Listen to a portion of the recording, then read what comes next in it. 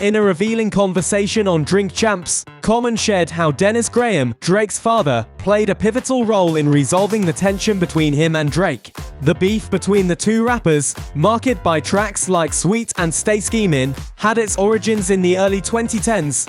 The feud began to cool down when Common and Drake encountered each other at the 2012 Grammy Awards. Common recalled, "I eventually saw Drake face to face. It was at a point where I was like, 'What's up?' and we had little words. It was at this moment that Dennis Graham stepped in, urging them to resolve their issues." Common described Graham's intervention.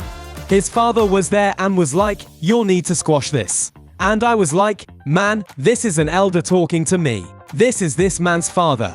Let me chill out.' And then Drake just was like, 'I ain't on this.' So we just squashed it." The beef initially stemmed from Drake dating Common's ex, Serena Williams, and what Common perceived as subliminal shots from Drake in his music.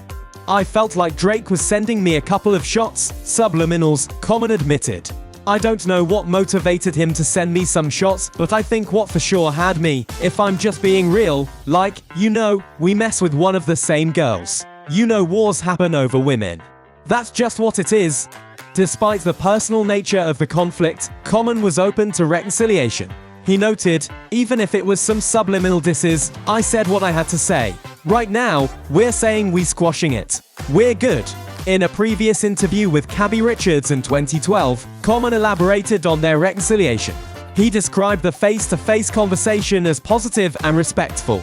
"We had a talk, we had a conversation. It was a face-to-face, man-to-man, a positive thing. It was a good conversation," he said.